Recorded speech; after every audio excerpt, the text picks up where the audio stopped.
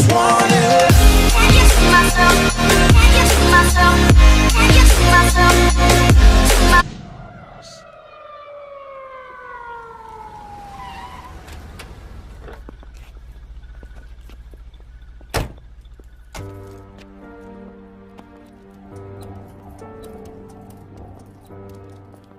Mathematicians have the propensity to be eccentric more than most people. But there was no hint that it would shade over into fully delusional, psychotic behavior. We were all aware that he had a great career that was shattered in a few minutes. It was a very disastrous fall of someone who was promising beyond any reasonable limit. He was so incredibly himself, so special, so unusual. He was just an oddity, and there was something sweet about it. The idea that someone who had been mentally ill and impoverished and really on the fringes of society for decades was being considered for a Nobel Prize, I thought that was amazing. Madness can be an escape. If things are not so good, you maybe want to imagine something better. In madness, I thought I was the most important person of the world. And people like the Pope would be just like enemies who would try to put me down somewhere.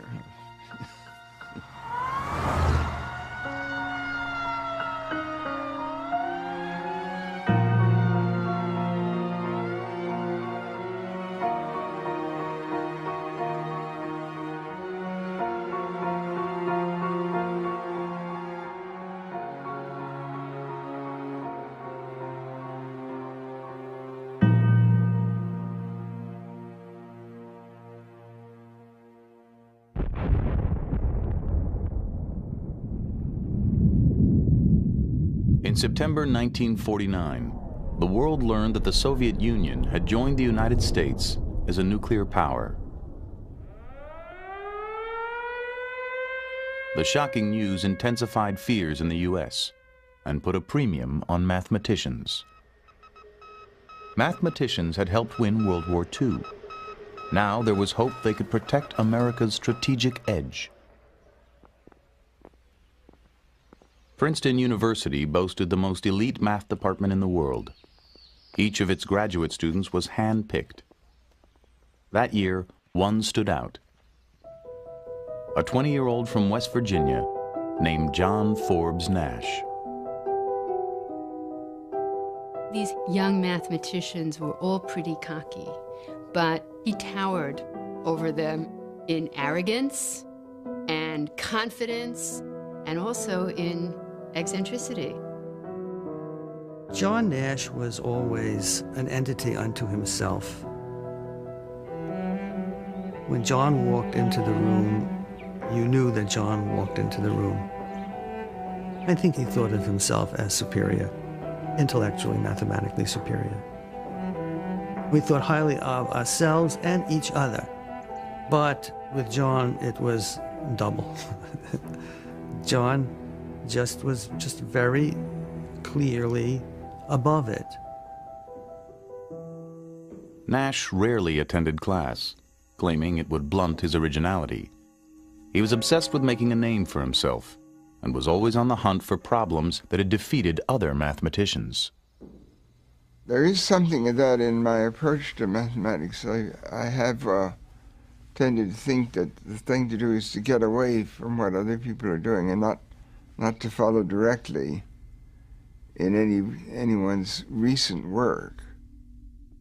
He didn't study anything. He didn't assimilate other people's work. What he did was to try to find his own way of solving very difficult problems.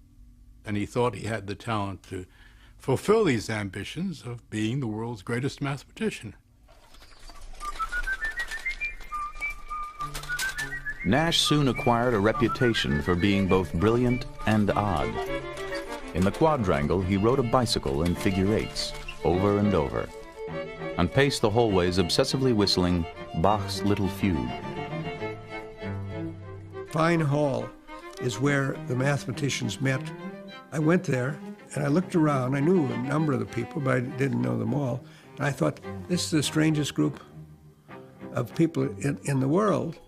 Not only was Nash not an exception to that, but I think he was quite far off the chart.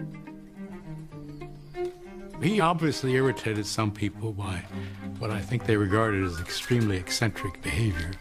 He was certainly not a conformist to anyone's standard.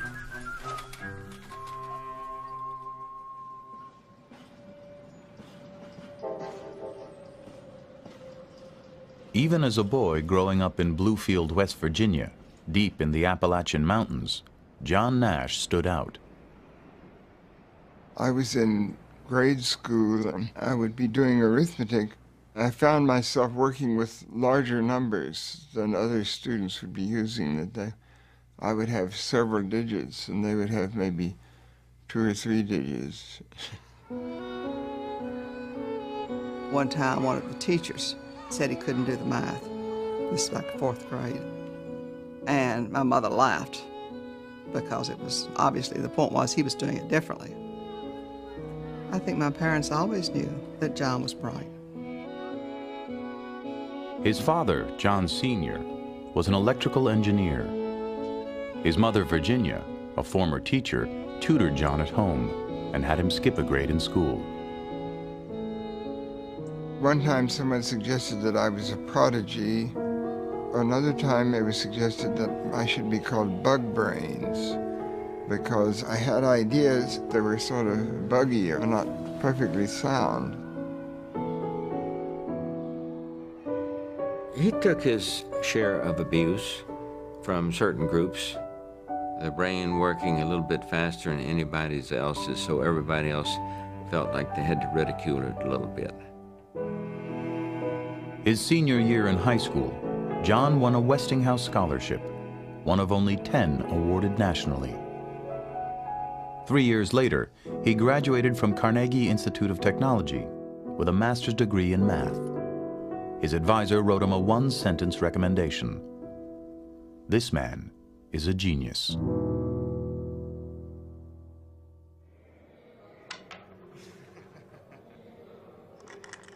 The first thing that he did at Princeton, which wowed everyone and made his reputation, was he invented this game, which was known around the common room as Nash. Nash's deceptively simple game of strategy swept the math department. Before long, he applied his interest in games to a new field of mathematics called game theory. Game theory attempted to explain the dynamics of human conflict by analyzing strategies used in games. Nash was interested in everything in mathematics, but what he was really interested in were the big problems. At that moment in time, game theory was the sexy, glamorous field. If you wanted to make a splash, it was a good place to be. Just a year after arriving at Princeton, he began work on an idea that challenged the conventional thinking in game theory. Classical game theory was basically 2 people playing against each other, 2-person game, in which if one person wins, the other person loses. Suppose you have many players. Game theory got into a phase that people couldn't really deal with it. They didn't know how to state the problem. If we could make a theoretical model that would answer questions of why do you bluff in poker? Why would you bet when you have a low hand? Why would you fail to bet if you have a high hand? If we could analyze things like that, then we could handle real-life problems in economics, in business, in politics. He had that vision. Nash's insight was another deceptively simple one. He proved that in every game there is a best strategy for each player, given the strategies chosen by the other players. He called it the equilibrium point. In the spring of 1950, Nash presented his elegant proof. he was only 21. Years later, what became known as the Nash equilibrium would revolutionize economics. But when it was first completed, nobody recognized its potential, not even Nash.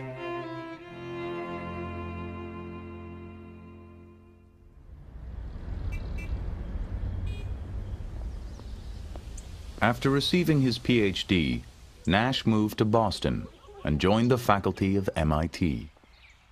Students called him the Kid Professor, but he considered himself head and shoulders above his colleagues.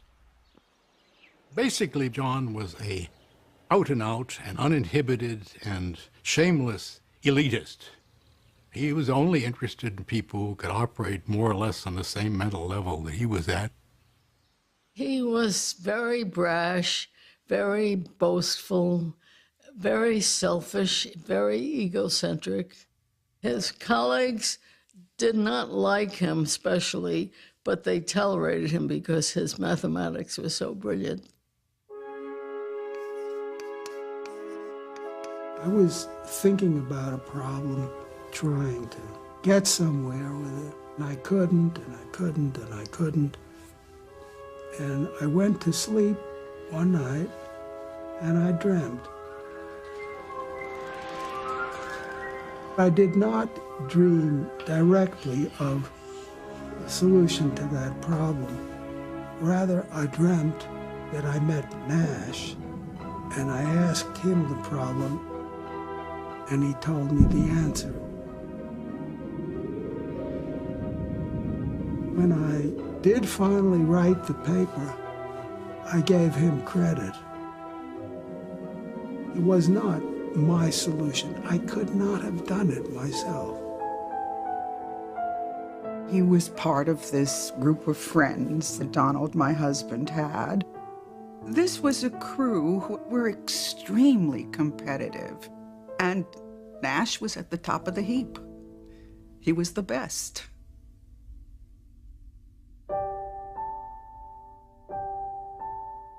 The following year, Nash began his first serious relationship. Eleanor Steer was a shy, compassionate nurse 5 years his senior. 2 months after they started dating, Eleanor discovered she was pregnant. She gave birth to a baby boy and named him John. Nash refused to pay for the delivery, wouldn't even add his name to the birth certificate. Unable to support her son on her own, Eleanor was forced to place him in foster care for much of his childhood. She was pretty hurt. She was very hurt. I think she was quite fond of my father. And things didn't happen the way she expected them to.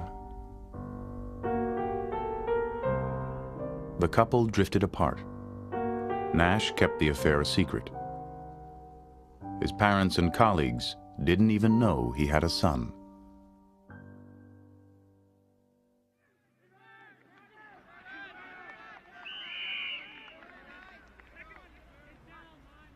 Not long after breaking up with Eleanor, Nash met Alicia Larday, a 21-year-old from El Salvador and one of his students. A physics major, she was one of only 16 women in a class of 800 at MIT. She was an extremely attractive girl and not American. And I somehow think that that was significant, that she was not your ordinary college girl, that she had also come from a very different place. At the time, he was a little bit like the fair-haired boy of the math department. He was, I think, considered very young for his position, and he was very nice looking, you know. When she was younger, she wanted to be another Madame Curie. John's ambition was one of the things that attracted Alicia to him.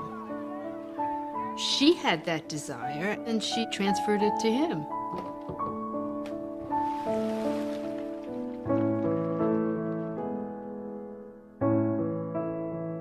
In In February 1957, Alicia and John Nash were married in a small, private ceremony in Washington, D.C. John was marrying somebody who was intelligent and that he cared for, and she obviously cared for him. Everything was great.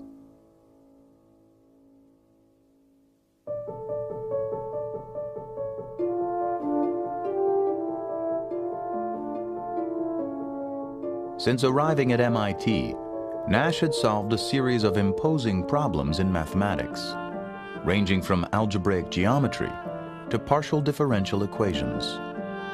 Unlike his work in game theory, these groundbreaking proofs dazzled the mathematical world.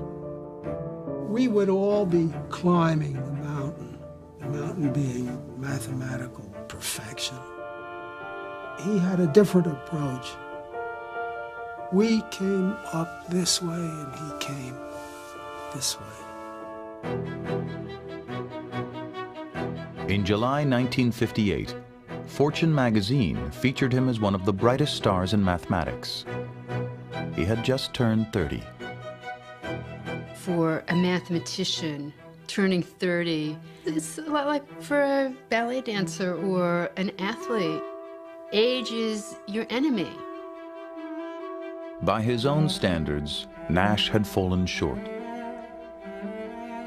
For a decade, he had pursued the Fields Medal, mathematics' highest honor. That year, he failed to win it again. He was an intensely ambitious person.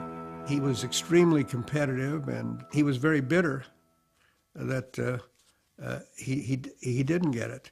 At the time, I had some recognition. I was making some progress professionally, but I wasn't really at the top. I didn't have top-level recognition. He threw himself into solving the Riemann hypothesis, the holy grail of mathematics.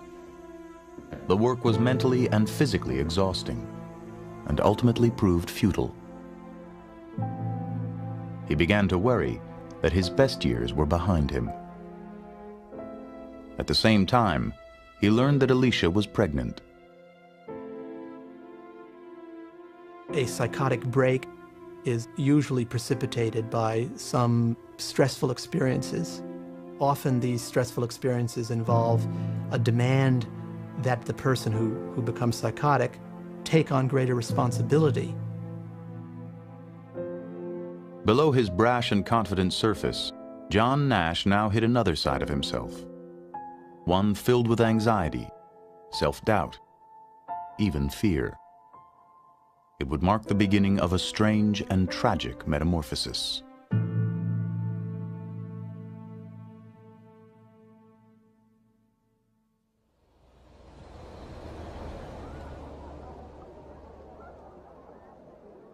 On New Year's Eve 1958, the Nashes attended a costume party at the home of a colleague.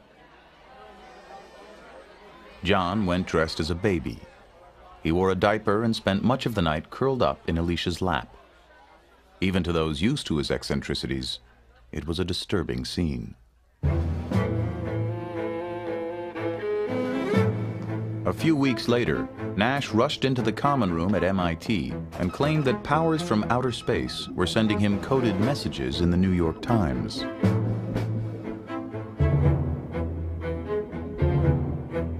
Another incident soon followed.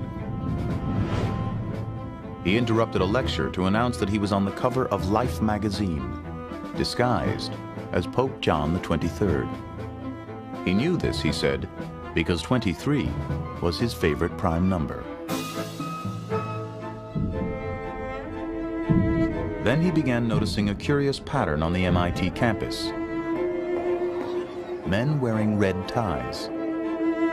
He was sure they were members of a secret communist organization. When the University of Chicago offered him a prestigious position, Nash turned it down. He was already scheduled, he said, to become Emperor of Antarctica.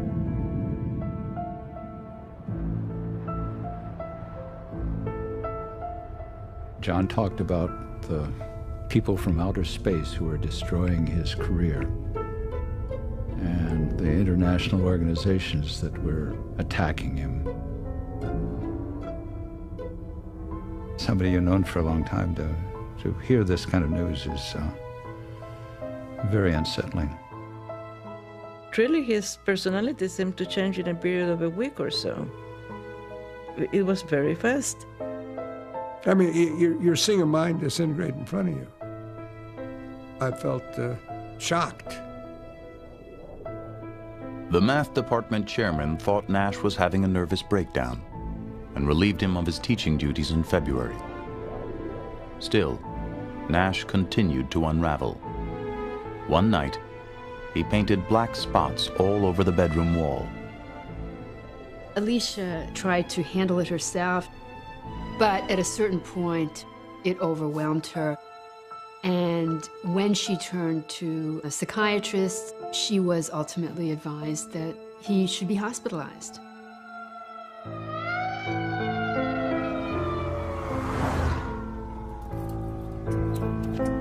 Here was this genius, and you were gonna clap him into a hospital where God knows what might happen?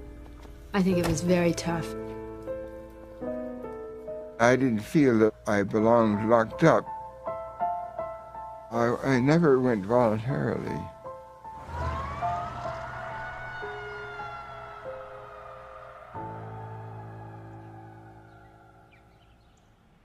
Nash was taken to McLean Hospital, a private psychiatric facility outside Boston known for treating the wealthy and famous. He was diagnosed with paranoid schizophrenia and given an injection of Thorazine to calm him down. His treatment consisted of psychoanalysis. The staff called him Professor. In those days, many doctors thought schizophrenia was related to problems in childhood, problems in mothering. They didn't know it was a real brain disease, and that people are born with a vulnerability to that brain disorder. Conventionally, we define it as a severe mental illness characterized by hallucinations, delusions, or peculiar forms of thinking. For example, a schizophrenic may feel that when he looks at you, he may believe that it's not himself who's looking at his own eyes. Somehow someone else is actually having his experiences. A delusional state of mind is like living a dream. Well, I knew where I was. I was there in observation, but I was able to think that I was like a victim of a conspiracy.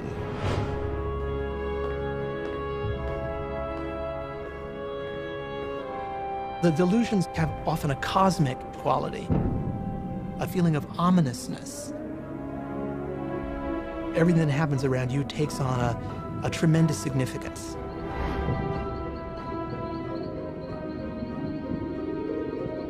In madness, I saw myself as some sort of a messenger having a special function. Like the Muslim concept with Muhammad, the messenger of Allah.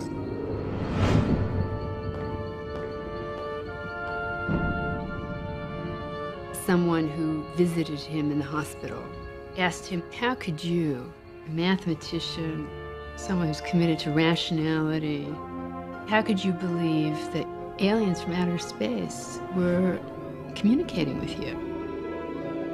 Nash's response was, these ideas came to me the same way my mathematical ideas did, so I believe them.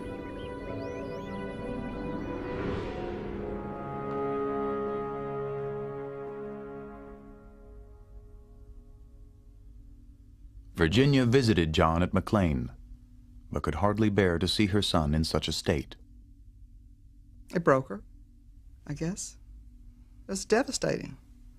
You can imagine that every day she would wake up and she would go to bed and she would have this on her.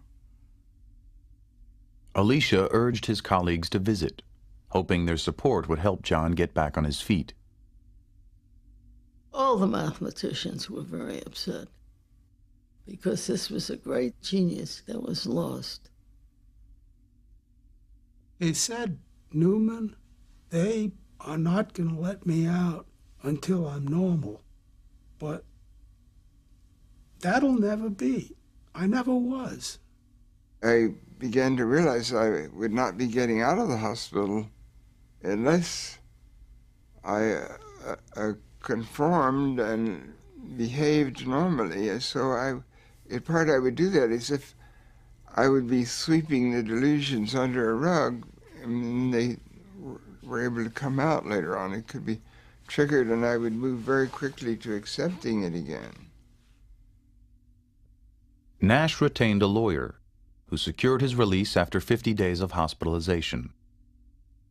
Within weeks, he resigned from MIT, withdrew all the money from his pension fund, and announced he was leaving for Europe. Alicia, who had given birth while John was in McLean, felt she had no choice but to go with him. They left behind their newborn son with Alicia's mother.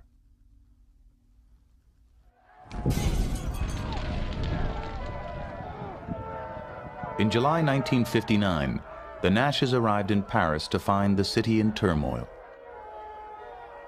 The streets reverberated with strikes, explosions, and mass demonstrations against the nuclear arms race. A week later, Nash suddenly took off on his own.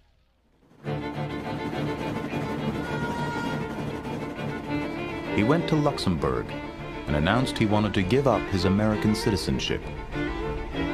He was turned away.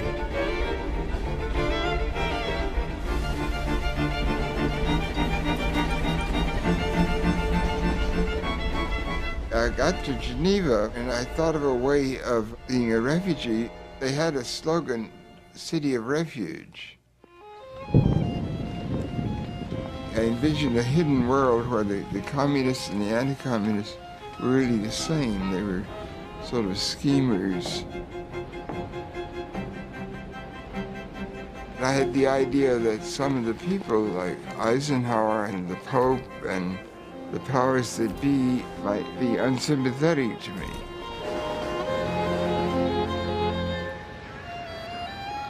These thoughts on the surface are not rational, but there could be a situation where things were not what they might seem.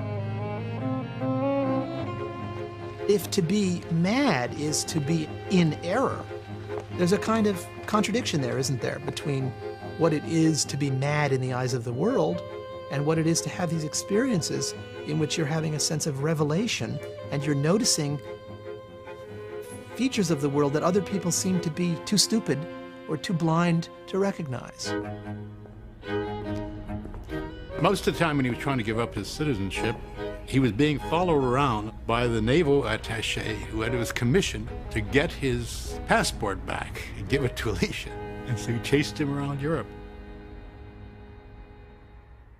I went to the American embassy in Paris, and I asked for help. I said, I don't know what to do, you know, but I don't want him to get into trouble.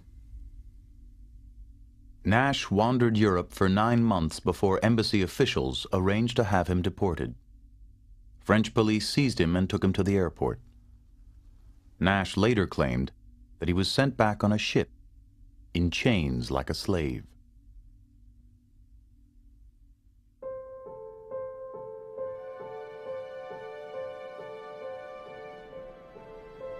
The Nashes moved to Princeton. To support her family, Alicia took a job with the research division of RCA.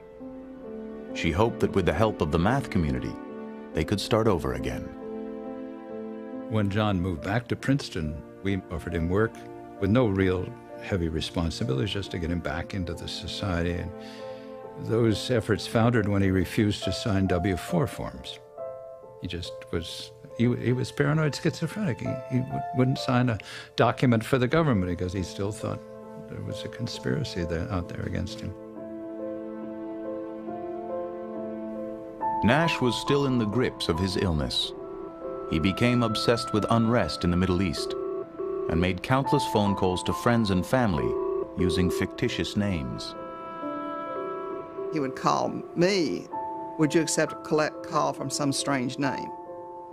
And I didn't, because I didn't want to validate that he was this other person.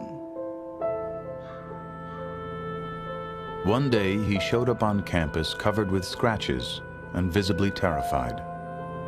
Johann von Nassau has been a bad boy, he said. They're going to come and get me now.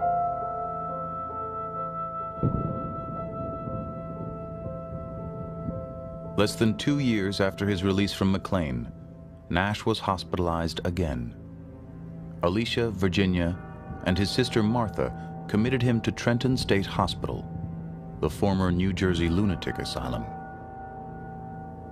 At this point, we didn't know whether this was going to be a very long, very expensive process. And we had been advised that Trenton was a good hospital. McLean Hospital had been kind of a country club. Trenton was a crowded, open ward. When he arrived at Trenton State, Nash was assigned a number and was marked and told to sweep up, and it was a terrible thing. When his colleagues heard where Nash was, many were outraged. Who's going to figure out what is wrong with a genius there, asked one. It is in the national interest, warned another, that everything possible be done to protect Nash's exceptional mind.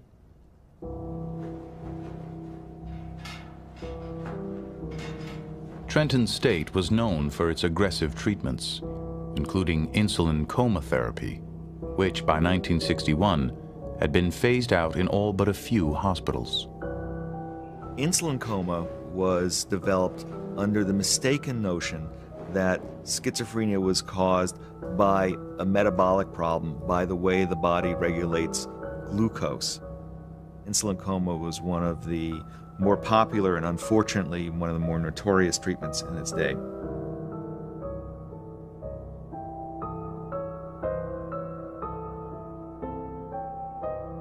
I don't remember all the details. It's the sort of thing that, like if you go under anesthesia, you remember only the process up to the anesthesia.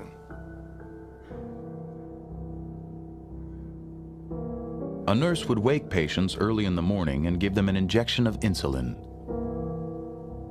Their blood sugar would drop, and soon they would be comatose. Some patients would suffer spontaneous seizures. Insulin coma deliberately puts the body into total shock. This was done under supervised circumstances, because if you do that too aggressively, you can die.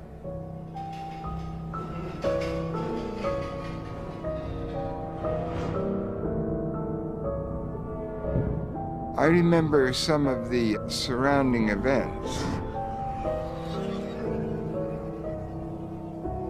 There would be a group of people that would be getting it, and then afterwards they would go out on the grounds and pass some time and drink sugar water. I got to thinking of the cruelty to animals. I became a vegetarian at the time that I was in the Trenton Hospital. I was sort of thought that one could protest against this sort of treatment. Nash endured insulin treatments 5 days a week for 6 weeks. His symptoms diminished, and after 6 months of confinement, he was finally discharged. No one knew what the long-term effects of his treatment might be.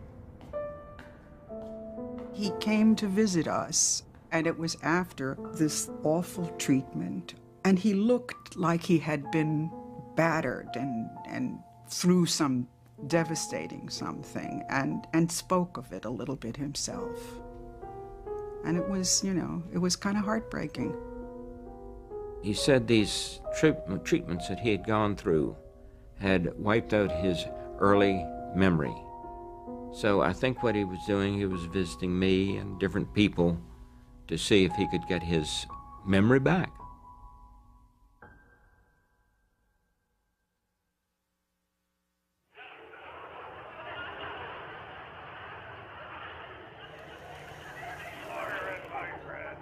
In 1961, Nash was 33 and unemployed. Former Princeton colleagues secured him a research position, and he managed to publish a paper on fluid dynamics, his first piece of work in 4 years. He seemed to be better, But inside, Nash felt a sense of loss.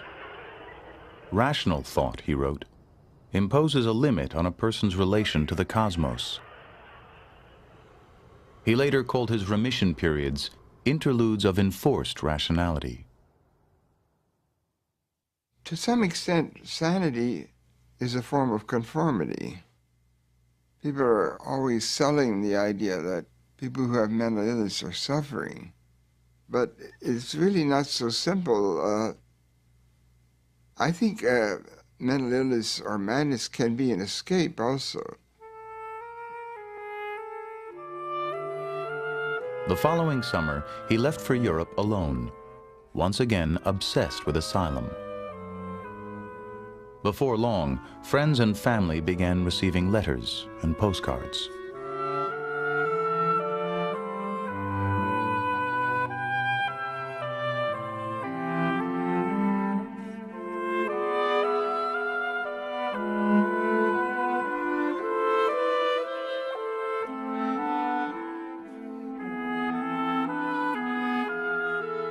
It wasn't the type of letter you would expect to receive from a father.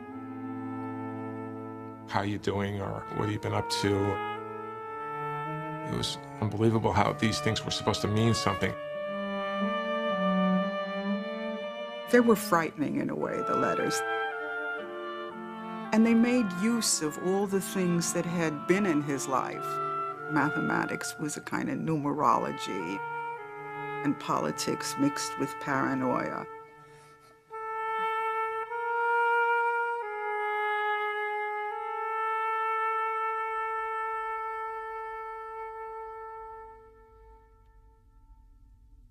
Distraught after 3 years of turmoil, Alicia filed for divorce in December 1962.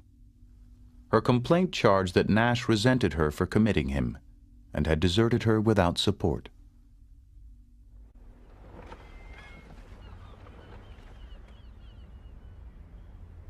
Mathematicians from MIT and Princeton found Nash an academic position in Boston. They got him an apartment and arranged for him to meet weekly with a psychiatrist who prescribed antipsychotic medication. Gradually, he seemed to improve. He was pretty sane, recalled a colleague. He was a much nicer person. The old ego stuff was gone. He began seeing Eleanor and their son John again. We had gotten into a pattern of going out every Saturday. I started to grow more fond of him as he was around more. And then he went, as quickly as he came, so. Less than a year after moving to Boston, Nash stopped taking his medication, and his symptoms resurfaced.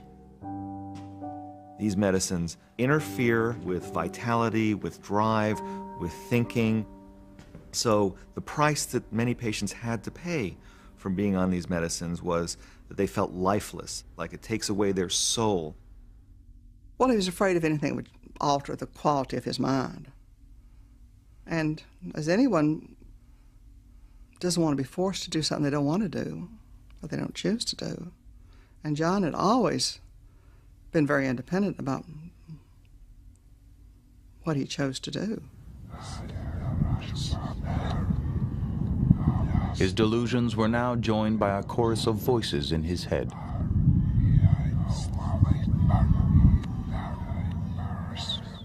The kinds of hallucinations that are most common in schizophrenia are auditory hallucinations of voices of a certain kind. One kind would be 2 or more voices which are talking about the ongoing behavior of the patient.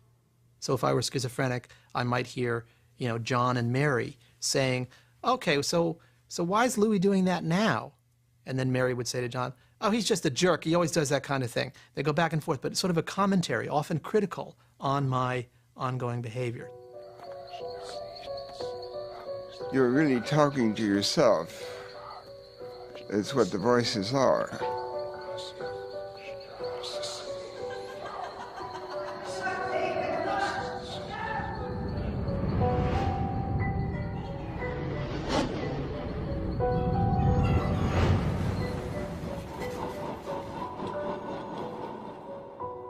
He said He understood that there was something that went on between people that was alien to him.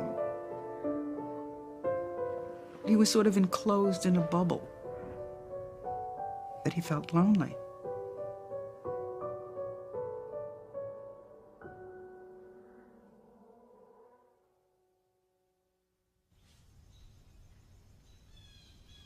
In 1970, Alicia Nash had a change of heart. She felt John's repeated hospitalizations had been a mistake. Alicia decided to let him move back in with her and promised never to commit him again. I didn't think he should just be hospitalized in an institution and left there. And I just felt it was best for him to be on the outside. She took him back not as her husband, but as somebody who needed help and nobody else would have him. Giving him shelter and meals and protection made a tremendous difference in his well-being. If she hadn't taken him in, he would have wound up on the streets. I think that Alicia saved his life.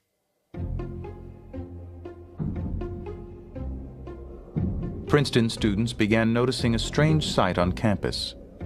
Entire blackboards filled with minutely written formulas and secret codes. Rumors spread it was the work of a mysterious figure who wore red sneakers and kept to himself. They called him the Phantom.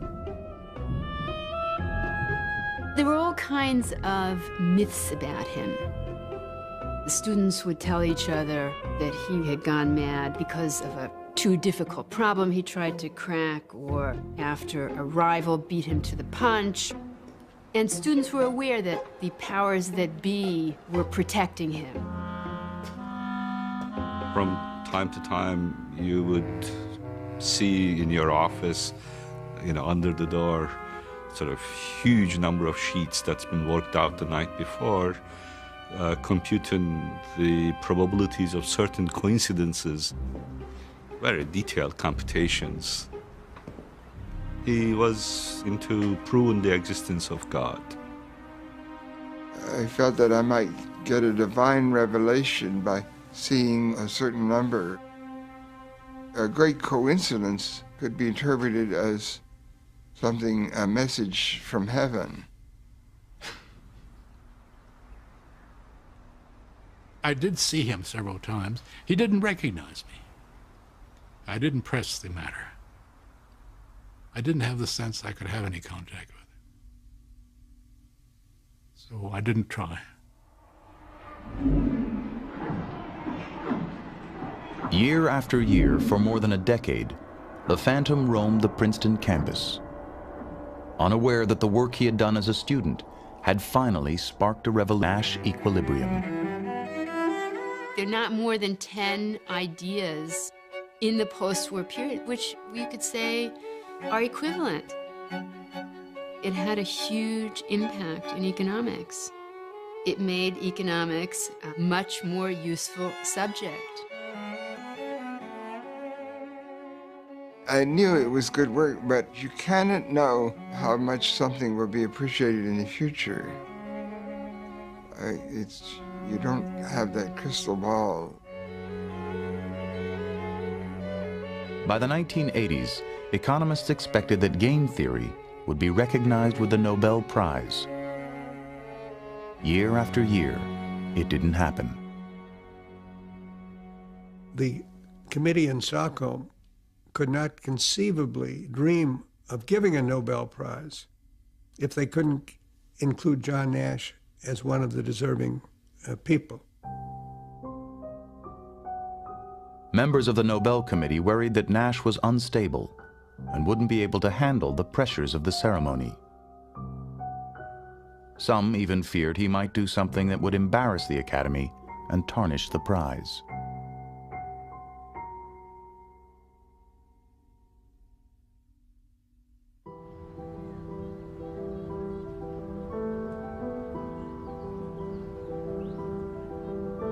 Beginning sometime in the 1980s, after 3 decades of struggling with mental illness, John Nash experienced his second transformation. I don't really remember the chronology very well. Exactly when I moved from one type of thinking to another. I began arguing with the concept of the voices, and ultimately I began rejecting them and deciding not to listen. His descent into madness had been sudden. His reawakening was gradual, almost imperceptible.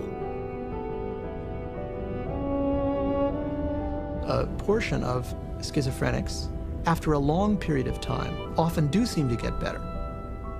And how that occurs remains a mystery.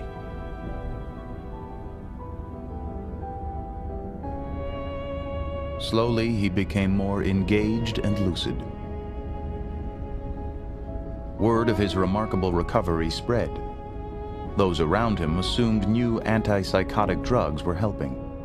But Nash had stopped taking medication in 1970. I said, John, how in the devil have you recovered? He said, I willed it. I decided I was going to think rationally. He has said that he more or less put his hallucinations aside, like a conscious decision. I mentioned that to somebody, and she said, well, why didn't he do it sooner? The fact that people did not abandon him, that there were people who treated him like a human being, made it possible for him to reemerge. This wonderful thing that happened to John could only happen in this little mathematical community that is very, very tolerant of certain aberrations and also at the same time incredibly admiring of gift or genius. That was what was important about Nash in that world, not that he was ill. 2 American professors and a German researcher have been awarded the Nobel Prize in Economics. The 3 winners of today's Nobel Prize played major roles in bringing the principles of game theory to economics. Princeton's John Nash was cited for developing what has become known as the Nash equilibrium, a pioneering theory about the point at which conflicts get resolved. Under the theory, companies... My wife said, John Nash? You don't think that's the John Nash that we know? I didn't know John was still alive. I remember clearly, I heard it on the radio, and I said, that's John. And I cried. All I could think was, I wish my parents could know this. On December 10th, 1994, at the age of 66, John Nash received the Nobel Prize in Stockholm. Dr. John Nash, your analysis of equilibria in non-cooperative games and all your other contributions to game theory have had a profound effect on the way economic theory has developed in the last 2 decades. I was delighted. I was absolutely ecstatic. And so was my wife. It was so wonderful.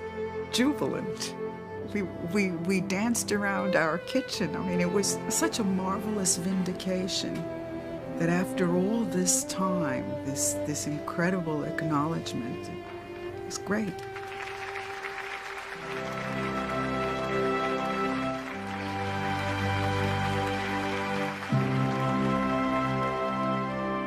He shined very brightly as a young man. Then he had his illness and is now a very pleasant, accomplished gentleman. It feels right somehow.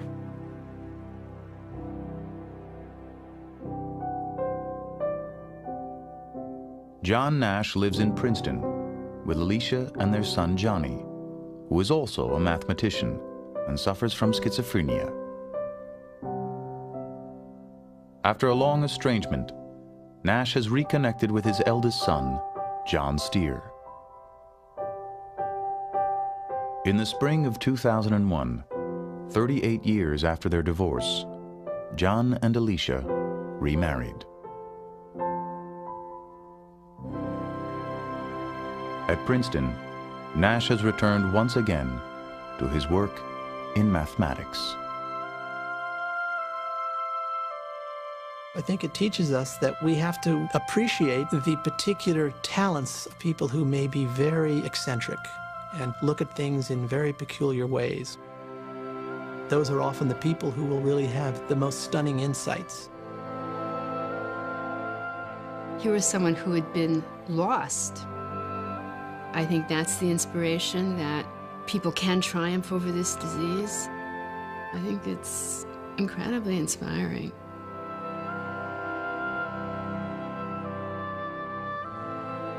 I'm not thinking anything crazy, but there are different possibilities.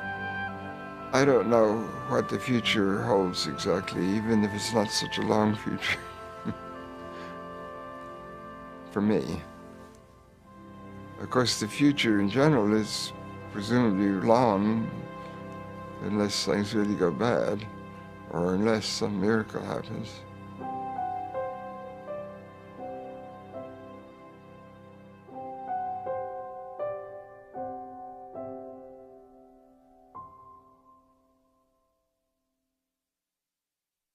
There's more about John Nash at American Experience Online. Hear excerpts from an exclusive interview with John Nash and mental health questions and answers with a panel of experts. All this and more at PBS Online, pbs.org, America Online keyword PBS.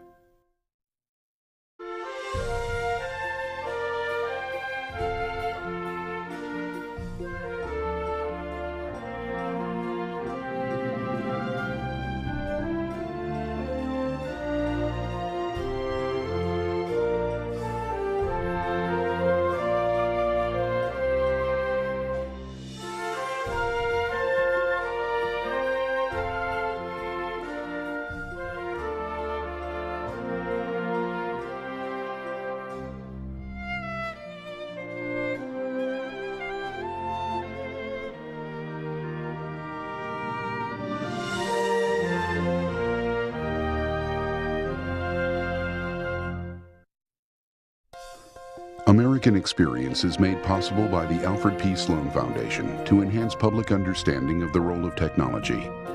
The foundation also seeks to portray the lives of the men and women engaged in scientific and technological pursuit. Liberty Mutual Insurance is a proud supporter of the American Experience. And by helping people live safer, more secure lives, we're also proud supporters of the American Dream. At the Scotts Company, we help make gardens more beautiful, lawns greener, trees taller. If there's a better business to be in, please let us know.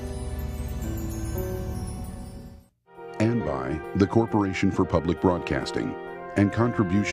I just wanna can you see myself? Can you see myself? Can you see myself?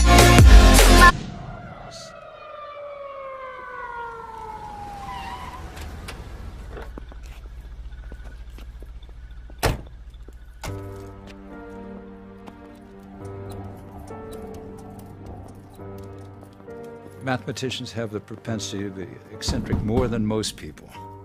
But there was no hint that it would shade over into fully delusional psychotic behavior.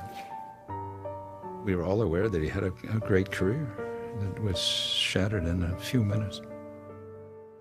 There was a very disastrous fall of someone who was promising beyond any reasonable limit. He was so incredibly himself, so special, so unusual. He was just an oddity, and there was something sweet about it. The idea that someone who had been mentally ill and impoverished and really on the fringes of society for decades was being considered for a Nobel Prize, I thought that was amazing. Mathematicians had helped win World War II. Now there was hope they could protect America's strategic edge. Princeton University boasted the most elite math department in the world. Each of its graduate students was hand-picked. That year, one stood out. a 20-year-old from West Virginia named John Forbes Nash. These young mathematicians were all pretty cocky, but he towered over them in arrogance and confidence and also in eccentricity. John Nash was always an entity unto himself. When John walked into the room, you knew that John walked into the room. I think he thought of himself as superior, intellectually, mathematically superior. We thought highly of ourselves and each other. But with John, it was double. John was just very clearly above it. Nash rarely attended class, claiming it would blunt his originality. He was obsessed with making a name for himself and was always on the hunt for problems that had defeated other mathematicians. There is something of that in my approach to mathematics. I have tended to think that the thing to do is to get away from what other people are doing and not to follow directly in anyone's recent work. He didn't study anything. He didn't assimilate other people's work. What he did was to try to find his own way of solving very difficult problems. And he thought he had the talent to fulfill these ambitions of being the world's greatest mathematician. Nash soon acquired a reputation for being both brilliant and odd. In the quadrangle, he rode a bicycle in figure eights, over and over, and paced the hallways obsessively whistling Bach's Little Fugue. Fine Hall is where the mathematicians met. I went there and I looked around. I knew a number of the people, but I didn't know them all. And I thought, this is a strange... Madness can be an escape. If things are not so good, you maybe want to imagine something better. In madness, I thought I was the most important person of the world. And people like the Pope would be just like enemies who would try to put me down somewhere.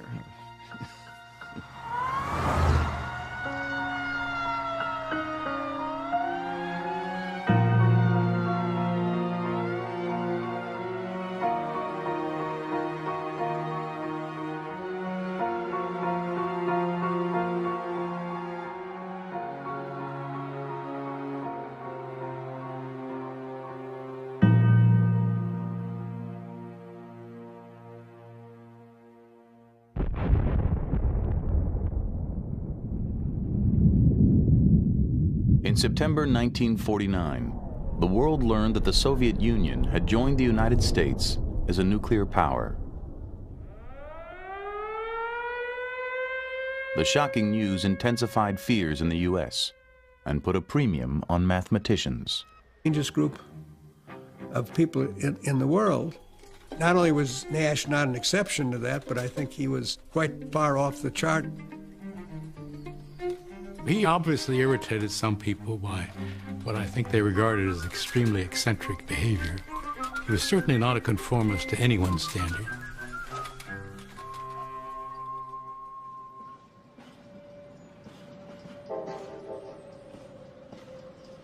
Even as a boy growing up in Bluefield, West Virginia, deep in the Appalachian Mountains, John Nash stood out. I was in grade school and I would be doing arithmetic. I found myself working with larger numbers than other students would be using that day. I would have several digits and they would have maybe 2 or 3 digits.